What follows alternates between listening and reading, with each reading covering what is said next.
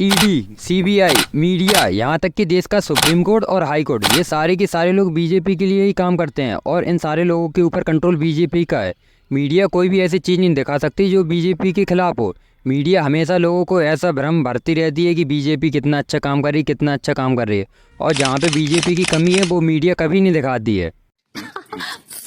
और वहीं पे सीबीआई डिपार्टमेंट, जो कि हमेशा उन्हीं नेताओं के पीछे पड़ेगा जो कि बीजेपी की नहीं है, और इनके अलावा किसी के पीछे नहीं पड़ेगा। मनीष सिसोदिया जो कि अपोजिशन में है, उनके पीछे ईडी हाथ धो के पड़ा है और उनके पीछे सीबीआई भी हाथ धो के पड़ा रहता है। साले को बम से उड़ा दूंगा एक बार हाथ में आ जाए तो। ऐसा ही सेम कुछ यूपी में भी हुआ, जहाँ पे अखिलेश यादव, जो कि वैसे तो कभी बोलते नहीं है, वो जैसे ही अखिलेश यादव ने बीजेपी के खिलाफ भाषण देना स्टार्ट किया, हाल ईडी सीबीआई अखिलेश यादव के पीछे पड़ गई और उनके कई सारे घोटाले गिनाने लगे। यही नहीं, अभी और सुनिए। चुनाव के पहले तक ना तो अखिलेश यादव के ऊपर कोई केस था, ना कहीं कुछ था, लेकिन जैसे ही अखिलेश यादव ने बोलना शुरू किया, हाल उनके पीछे सीबीआई पड़ गई और ईडी पड़ गई। तू समझा? हाँ। नहीं, तू समझा नहीं। और इस टाइम पे चुनाव का माहौल चल रहा है, तो अगर कोई भी इंसान टीवी खोले या न्यूज़पेपर पढ़े तो हर जगह बीजेपी की अच्छाई दिखाई जा रहे हैं। चौतरफा ऐसा माहौल बनाया जा रहा है कि बीजेपी ने बहुत अच्छा काम किया और बीजेपी जीत रही है, और यही कारण है कि लोग फोमो में आके सब बीजेपी को वोट करते हैं। जो लोग रोड पे खड़े होकर बीजेपी और नरेंद्र मोदी को गाली देते हैं, लेकिन एक्चुअली में जब वो वोटिंग करने जाते हैं तो वो मोदी को वोट देते हैं। रहा नहीं जाता, तड़प ही ऐसी है ना। सभी को पता है कि इस 2024 के चुनाव में नरेंद्र मोदी को ही जीतना है। ये केवल फॉर्मेलिटी के लिए चुनाव होने हैं। हर एक छोटे से छोटे बच्चे से लेके बूढ़े से बूढ़े व्यक्ति को, हर किसी को पता है कि उस चुनाव में नरेंद्र मोदी ही जीतेंगे और वो ही प्रधानमंत्री बनेंगे। ये चुनाव तो केवल फॉर्मेलिटी के लिए कराए जा रहे हैं। बात करें देश की जनता की, तो उनके पास अधिकार है, वो किसी को भी वोट दे सकते हैं, लेकिन नहीं, सभी लोग बीजेपी को ही वोट देंगे, क्योंकि इन लोगों को लगता है कि अगर ये लोग दूसरी पार्टी को वोट दे देंगे तो उनका वोट खराब चला जाएगा।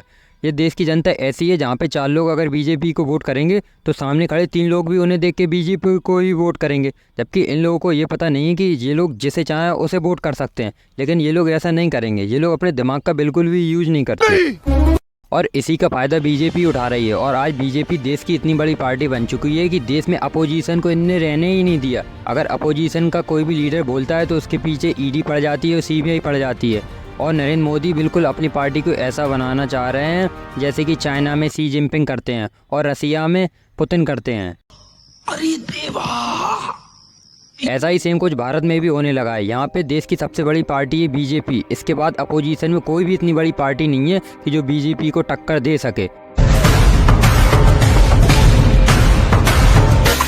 बीजेपी ने ऐसा मास्टर प्लान बनाया है कि उसने देश की मीडिया को खरीद लिया, जो कि दिन रात बीजेपी के केवल गुणगान गाती रहती है।